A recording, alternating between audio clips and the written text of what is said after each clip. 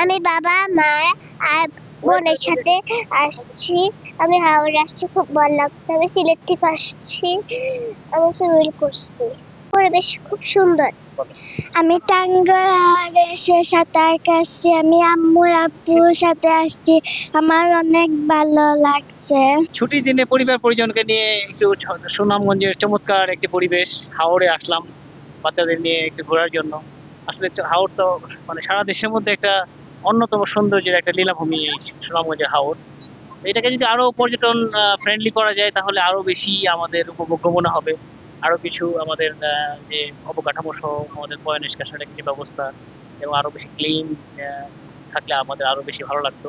তো যাই হোক, অত্যন্ত চমৎকার, সবাই বেশ এনজয় করেছি আমরা এবং পরিবারকে সময় দিতে পেরেও আমাদের ভালো লাগছে।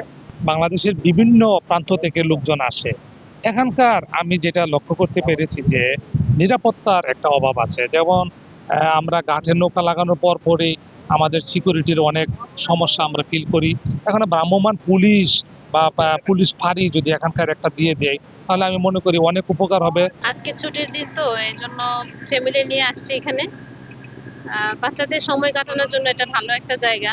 যারা ব্যস্ত সময় কাটান শহরে তাদের জন্য ছুটির সময়টা এখানে কাটাইতে গেলে অনেক ভালো একটা সময় কাটানো যায়। আজ আমি প্রথম টাঙ্গাইল হাওড়ে আসছি, এখানে এসে আমার অনেক বেশি ভালো লাগছে। আজকে আমি সাঁতার কাটছি। আসলে আনন্দ করছি অনেক বেশি আমার ফ্রেন্ডদের সাথে, আর আমার আম্মুদের সাথে আমি অনেক বেশি মজা করছি। পরিবেশটা আমাদের কাছে অনেক সুন্দর লাগছে। আমরা এর আগে মোবাইলে অনেক দেখে এখানে আসছি, কিন্তু একটা জিনিস সবচেয়ে আমরা যেটা সবাই লক্ষ্য করি, বিভিন্ন হাউস বোট থেকে শুরু করে বিভিন্ন ট্রলারগুলি যে বর্জ্যগুলি আছে আমাদের, অর্থাৎ মল ত্যাগ থেকে শুরু করে মূত্রতলি থেকে শুরু করে সবকিছুই আমরা এই হাওরের পানিতেই ফালাই।